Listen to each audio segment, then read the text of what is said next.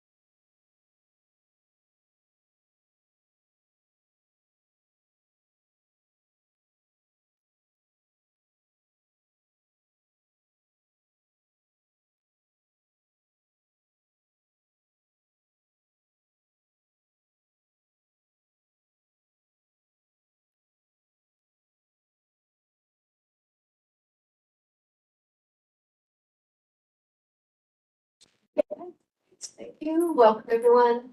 Just wanted to call to order this meeting of the Agriculture Advisory Committee of Thursday, June 25th, 2005.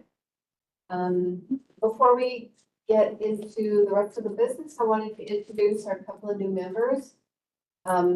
Maybe Christoph, do you want to go first? And I think what we'll do is we'll get everybody, we'll go around the table first and then online so that you can get to know who everybody else is as well. So, want to start off? Oh, yeah. Good afternoon, everyone. I'm Chris Shinkus. Happy to be here, new member at large, first time for me, and I'm the Dean of the Faculty of Business and Computing at UFV, and working with Food Institute, working with the Agriculture Department to develop a little bit more things about Agri-Tech diploma, BBA Agriculture that we have already, and an MBA in Agri-Tech and leadership in the future. So I introduce what our plan is.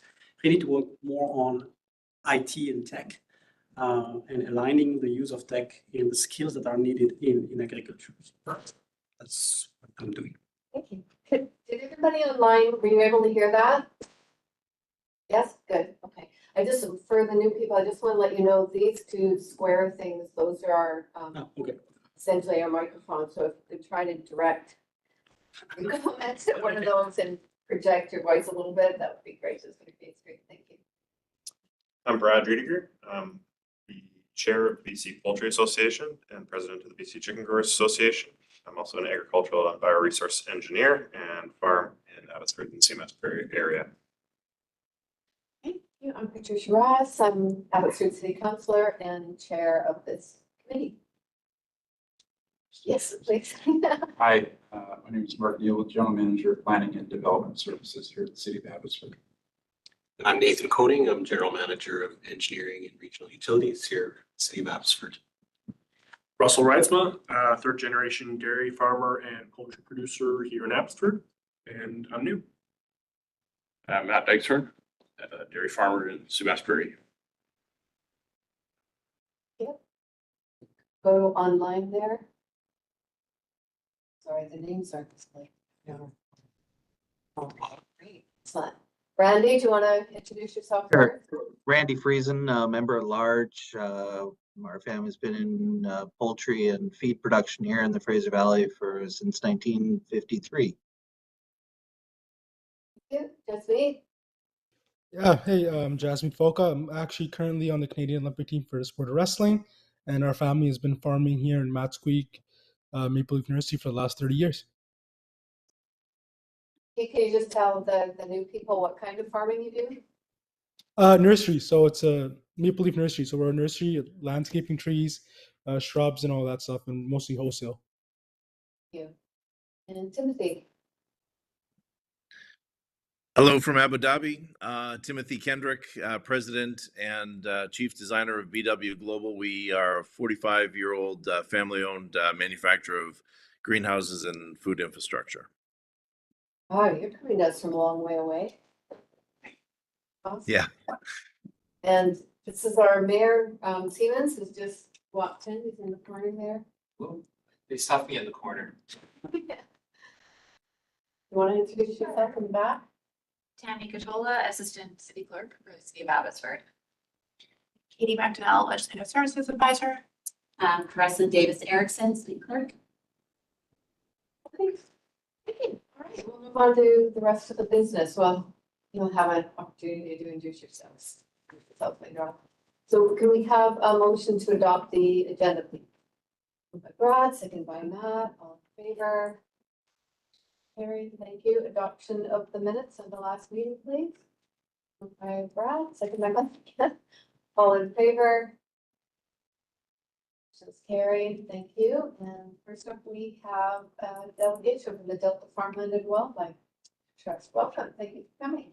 Want to go ahead and Sure, yeah, thanks for having me. Hi everyone, my name is April Stainsby. I'm a program coordinator with the Delta Farmland and Wildlife Trust. We offer cost share programs for farmers and they're now available in Abbotsford. So I just want to talk a bit about the programs, the opportunities here, and I'll start with a little bit of background about who the trust is. Oh, if I can get. Okay, too far. So Delta Farmland and Wildlife Trust is a nonprofit organization. It has been operating in Delta since 1993. So it was started by a group of farmers and conservationists who are concerned about increasing pressures on farmland and wildlife habitat. And so they came together to work together, and we still have, our board is made up of some folks from the farming community and from the conservation community. So our mission is to promote the preservation of farmland and wildlife habitat in the Fraser River Delta and surrounding regions through cooperative stewardship with local farmers. And so we do this through stewardship programs, through which we offer funding in the form of cost share payments to farmers for doing practices on their farms that build soil health and are beneficial for habitat for wildlife. So since its establishment, over $10 million have been made in cost share payments to farmers. And through our programs, over 4,000 acres of wildlife habitat are supported annually. That's just in Delta. Since we've been able to work throughout the whole Lower Mainland, we had about 11,000 acres in our programs last year. And so about 2 years ago, we received support from the Ministry of Agriculture to be able to offer some of our key programs throughout the whole Lower Mainland. So I think this will be our third season working in Abbotsford. So yeah, we just want to spread the word and meet more people in the regions that we work. And just a bit of context for the organization, since we started in Delta, and we've also worked in Richmond for quite a long time, farmers there. But right where we are located is in the middle of the Fraser River estuary. This is a very large estuary, and it's right in the middle of a major migratory bird route, north-south bird route called the Pacific Flyway. And so for that reason, this area is really important for migratory waterfowl. So you've probably experienced this, all the ducks and snow geese that come through. This is a really important feeding area for them over the winter. And this area supports a really high diversity and number of birds, including waterfowl and shorebirds and raptors. So this area is really, and including up the valley where we are, is really important for birds and wildlife. As we know, it also has really rich soils and it's really good farmland. So through our programs, we aim to support practices that are beneficial for farms as well as for wildlife. So we do this primarily through our cost share programs. These are for our forming cost share programs that I'm going to talk about today. For all our programs, we try to make them farmer focused. We try to make them easy to apply for. We try to minimize paperwork and just make them straightforward. And they're all operate on a first come, first served basis. So our biggest program is winter cover crops. So in case anyone is unfamiliar, I'll just go over what a cover crop is. So cover crops are planted generally over the winter. They're not cash crops, they're not harvested, but after you harvest your cash crop in the fall, then a winter cover crop will be seeded, typically in the late summer or early fall, and they're grown to cover the soil and provide various economic benefits over the winter. So in our program, you can plant, there's a whole variety of things. You can plant whatever you want, cereals, legumes, and mixes, generally planted in the fall and then left to stay until the spring. And they are planted to benefit both soil health and wildlife. So in terms of wildlife, they help feed the waterfowl that migrate through this area over the winter. And they also have many soil health benefits. So the primary one being covering the soil over the winter to reduce erosion from the heavy winter rains. But they can also help to build soil organic matter, to help improve soil structure, to support the soil microorganisms and other soil organisms over the winter. And they also can help in the fall to take up excess nitrate that might be leaching out. I know I have more benefits in my head somewhere, but many benefits for growing cover crops. They can also help with weed suppression in following crops. So how our program works is we pay a set cost share rate per acre each season. And so in this region, that would be between $40 and $70 an acre. And we have usually around 4,000 acres enrolled in Delta and Richmond, and we had about 10,000 last year in the whole Lower Mainland, so a lot from Abbotsford. Yeah, we've worked with farmers in Delta for a long time and built up relationships there. And this map just shows all the green fields are fields that have been in the cover crop program at some point over the last 30 years. So most of the fields in Delta. So another practice that we promote, and this one's a bit less familiar outside of Delta. Farmers in Delta have been doing this for a long time, but we call them grassland set-asides. And so the purpose of this is to have more perennial habitat within annually cropped fields. So how this works is that a field that was in production, generally the annual vegetables, would be temporarily removed from production and seeded to grass or flower mixture, and then it would be left to rest for 2 to 4 years. And this is done to give the field a rest, to help build up the soil and to support wildlife, because this old field habitat has become increasingly rare in the region, and it's really beneficial for raptors and owls. And so around 400 to 600 acres are generally in this program in Delta and Richmond each year. The cost share, again, is a set rate per acre per year. So it's $650 an acre the first year. And the fields can stay in the program for up to 4 years. The cost share rate is $500 an acre in subsequent years. And we do encourage the use of these floral kind of plantings. So this is Phacelia, which the insects, the pollinators and bees really love. So we really are trying to encourage more planting of flowers in these. And that one's quite popular in Delta, Phacelia. And then on the next slide, we have a pollinator set aside full of red clover and sunflowers.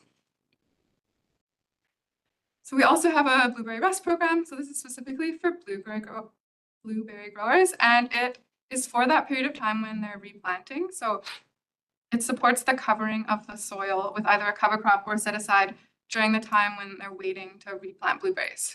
So how it works is after you remove blueberry plants, maybe due to scorch or for whatever reason, and while you're waiting to replant, instead of having bare soil, you would plant a cover crop or a set aside.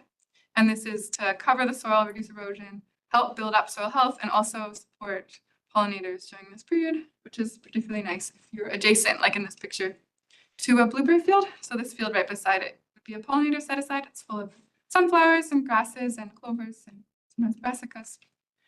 And so again, we pay annual cost per acre cost share rate, and it's the same as for either the cover crop or the grassland set aside program. And the choice there could be the cover crop would be if you're just having blueberries from out of the field for a short period of time, say 6 months, whereas the set aside we could support for 1 to 3 years if you have a longer wait.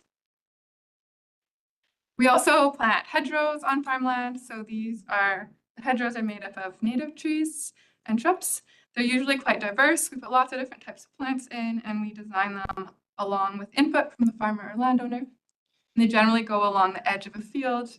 Some of them are full of trees, some of them are all shrubs. Often we use a lot of flowering shrubs, because often people want to attract pollinators to their field. And yeah, these provide really great habitat in the farm landscape for wildlife. They also can act as a windbreak, and they're also quite beautiful and just kind of a divider on the landscape. So last program I'm going to talk about is our field margin program. And this is another way where we're trying to support having more habitat on farm fields. So we would provide a cost share payment for areas on a field that were planted to either a mix of grasses and or wildflowers or any flowers. And this could be a strip along the edge of a field, along a ditch, or in between rows of something like blueberries, or just a patch of a field that's not being used for something. It could be put in flowers, and we would support that practice with cost share payments. Again, the first year is $650 per acre, and subsequent years $500 per acre. And again, this is Phacelia and sunflowers, pictures there. So those are our cost share programs that are available here in Abbotsford and throughout the Lower Mainland. We also do quite a bit of research and monitoring work. We have 2 full-time technicians, and they spend a lot of time looking at these different fields and particularly looking at the types of birds that are using them. So in the set-asides, they monitor the owls and raptors, as well as breeding birds. And recently, we've started looking at bumblebees and bats. And in the cover crop fields, we're really focused on waterfowl and how much grazing is happening. So we monitor a lot of the cover crop fields to see where the grazing pressure is higher, and also to count how many birds and what types of birds are around each year. And we also have started some soil sampling to look at the impacts of the set-asides and cover crops. So this is just an example of some of our results. So we create these kind of maps that show the grazing pressure on cover crops. This is delta, but green would be low, not experiencing grazing, and grading to dark red, which would be heavy grazing. In delta, they get grazed down to mud, where there's no cover crop left at all.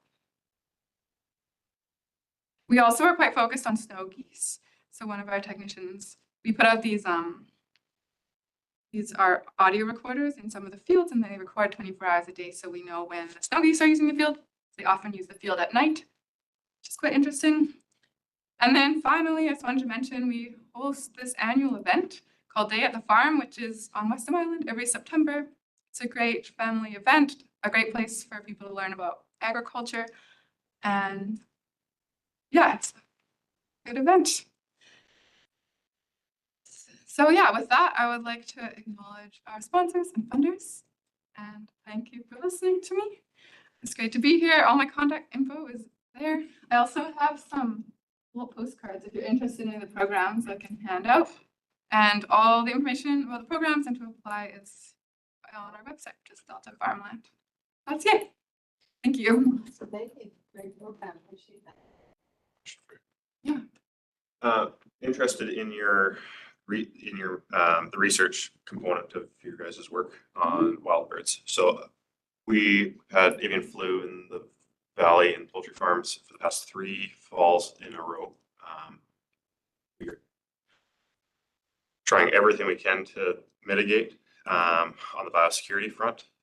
We've currently got the provincial government, Ministry of Agriculture, put together a avian influenza provincial partnership roundtable. It's got CFIA there, public health, all of the chicken or the poultry boards, associations, and we're looking at tools and technologies. We're looking at biosecurity. We're looking at kind of anything we can do. One of the components that I think we've identified, is the wild bird and changes in migratory patterns.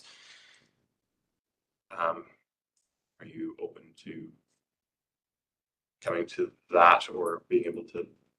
We don't know who to reach out to. Yeah, well, we would be interested for sure. Like, I'm not within our organization the bird expert, but we do have staff who are really focused on waterfowl. And I think, yeah, like we do this monitoring, and we would love that work to be used and those results to be used. And if we could collaborate, yeah, that we'd be interested. We work quite a bit with Canadian Wildlife Service and Ducks Unlimited, some of those different groups as well. But yeah, we would, yeah, we would be interested in working with you guys. Yeah, if we could provide useful information. Yeah. All right, I'll reach out to you. Yeah. Any questions? I think so. Anyone want any postcards, programs? Sure. Yeah. Great. I have the cover crop one, unfortunately, but I don't know if anyone grows blueberries. Blueberries, hedgerows. I don't know. Like that, Jerome. Drills. I don't know if we have any blueberry growers or field margin, or grass on some sides. Blueberry. Okay.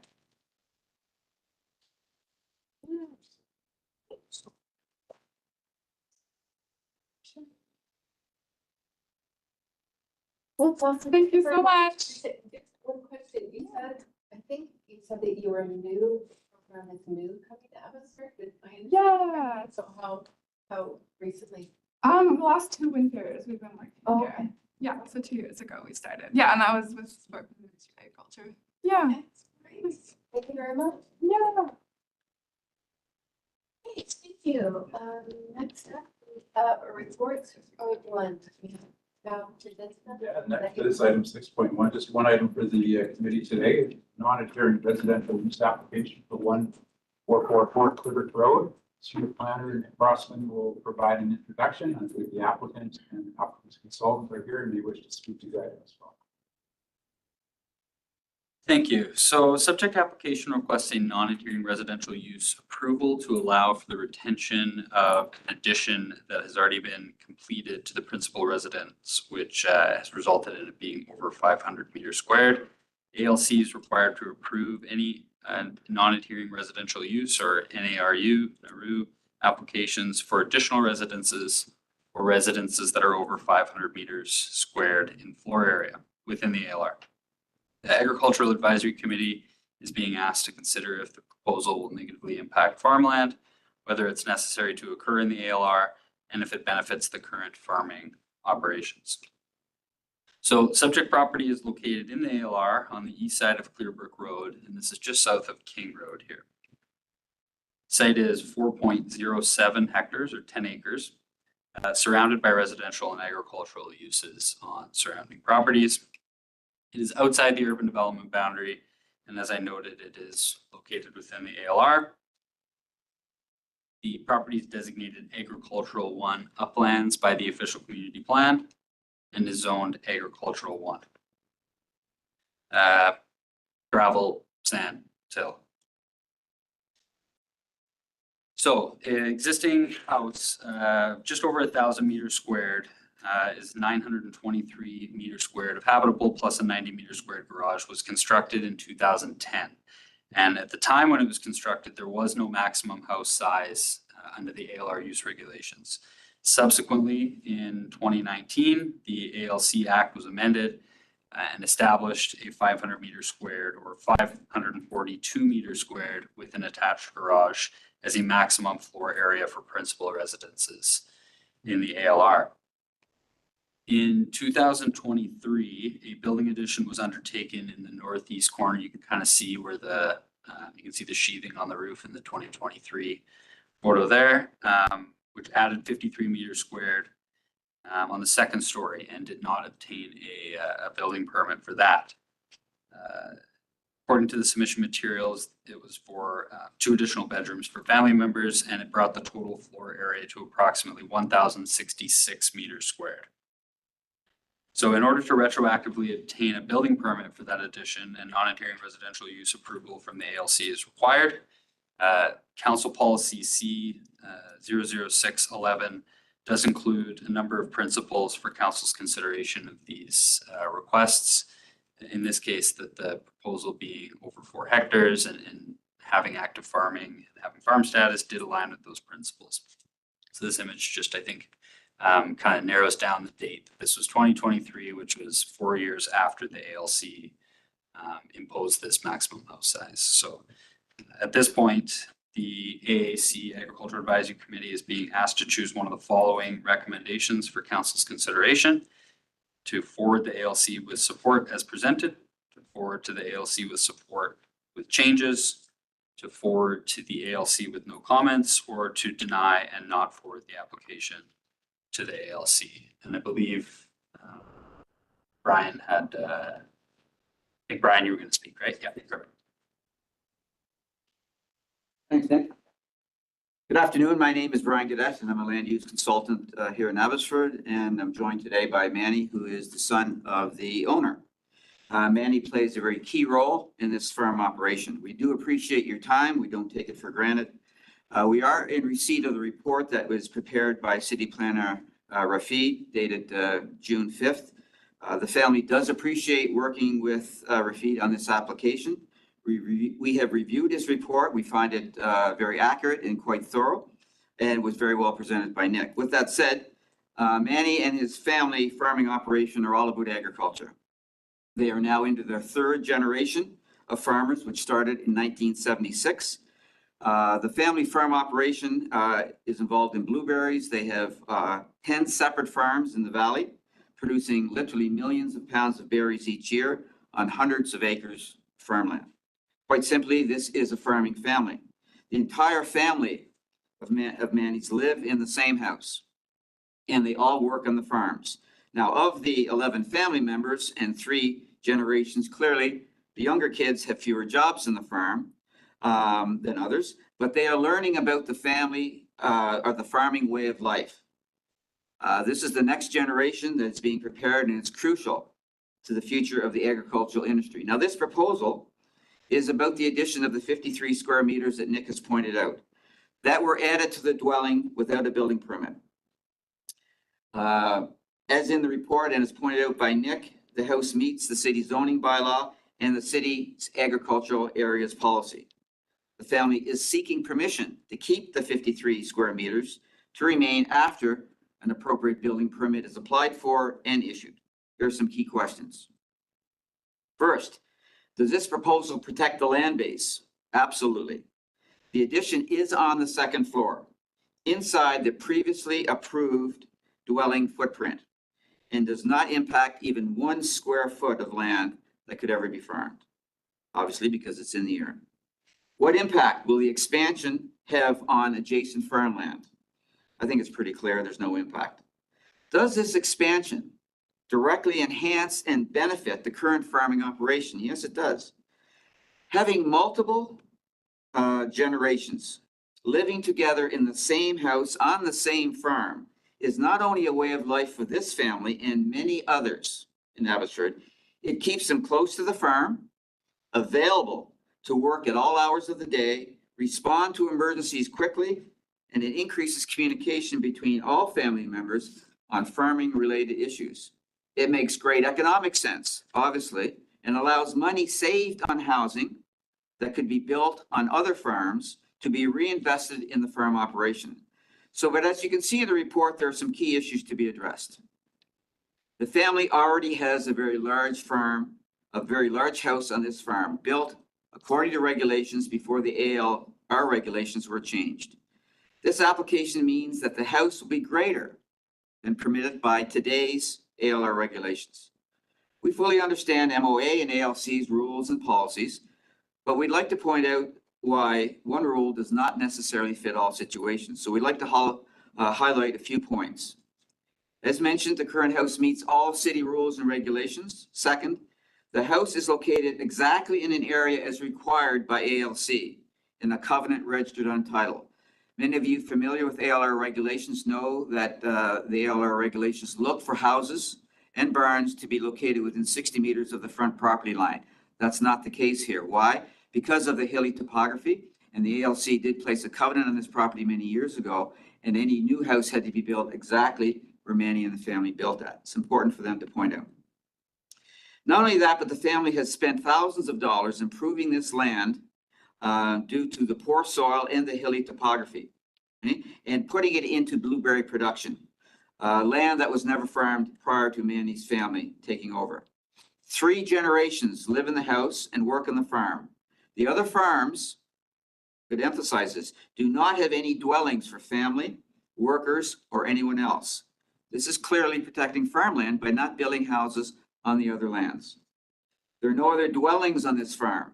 No seasonal worker dwellings, no full-time employee dwellings, no secondary suites, and no accessory farm dwelling units. All potentially approvable here.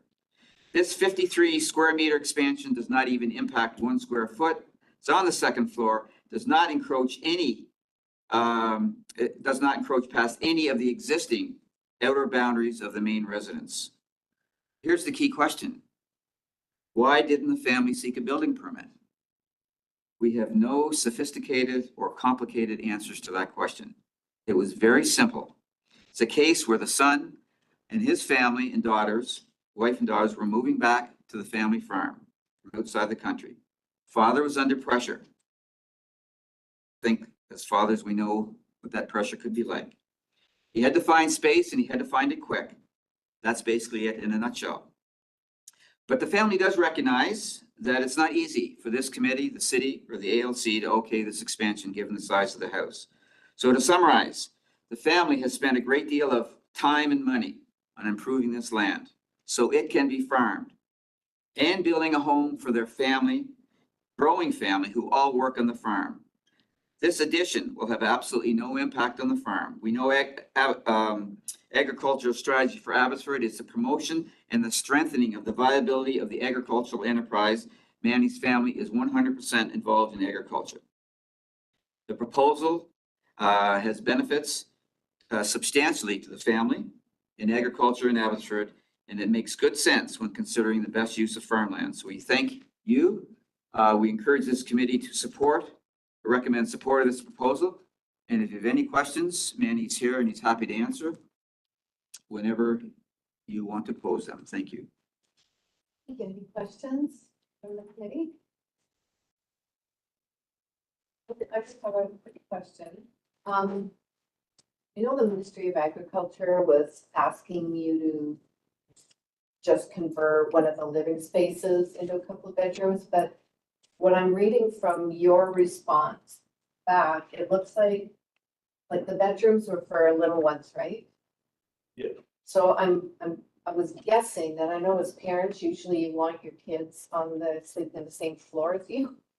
So I'm guessing that's probably one of the justifications for not converting a living space on a different floor to bedrooms. You wanted them on the same floor as you? Yeah, so that's pretty much it. My brother, he was gone to LA for 4 years. And while he was there, he had 2 daughters. They all got back together. Yeah, so they didn't want to move them onto a different floor. Yeah. And they're 5 and 3 now. Yeah. Too little. When they moved, they were 3 and 1. Yeah. Okay. Any other questions? Comments? Okay, some kind of motion, maybe? Recommendation to council? Yeah, for me, this is a tough one. I understand the cultural significance of living together, the larger house, larger families.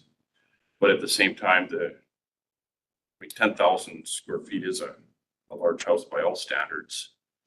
And the risk of us approving or endorsing this without a permit doesn't necessarily send the right message either.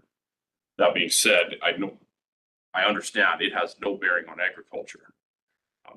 The family's clearly an asset to agriculture. So would the family entertain putting a no-build clause on a different property in lieu of, or waiving the right to a secondary residence, or something just to demonstrate a little bit of give and take on something like that? To just outright stamp approval on it, I have a hard time with that. I struggle with that for a few different reasons, but I wonder what your thoughts are on that. My thoughts are, we would definitely consider restricting secondary housing on this property. There's a reason why we've never built it.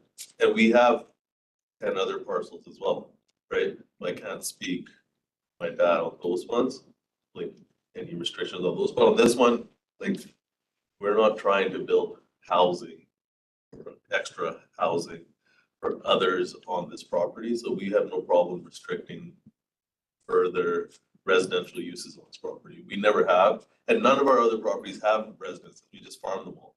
So we have like over 400 acres of agricultural land. We don't have one other residence on any of those properties. Yeah. I think that's probably something I would put a motion to council to somehow further that conversation, whether there's a compromise that the owner and the city can come up with on something like that. How exactly you word that? I just think through this, listening to the applicant, and I think the applicant is committing to a conversation on the existing property. So if the committee wanted to make a motion. The second one, if we put the options back up on the screen, is that?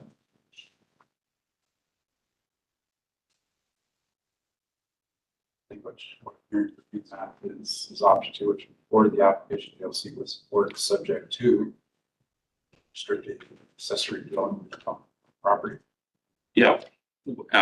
Whether that would meet council or cities, meet their benchmark, whether that would be enough for them. That's a conversation for staff and council to have, but some sort of a little bit of a give and take, I think, would be in order.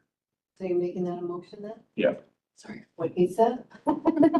Yeah, but clear as mud, right? And then we could make an amendment to that motion. For example, if someone wanted to move in second, that we forward the application to ALC with support, we could then And have amendment. have an after that? amendment made. Move in second. There's no motion on the floor. Yeah. There isn't yet, So- that's Yeah, true. so I think the motion could be for the application with support, subject to Yeah, restrictive covenant registered on title to restrict accessory residential. Yeah, yeah, I'm okay. Yep, that sounds good. okay, do we have a seconder? Seconded by Chris, you prefer Chris over Chris? Chris, yeah. Any other further discussion? No? All right, I'll call the question, all in favor? Anyone opposed? Right. So just quickly, next steps, then we will take that away and we'll talk to the applicant. Do that in the staff report for council's consideration.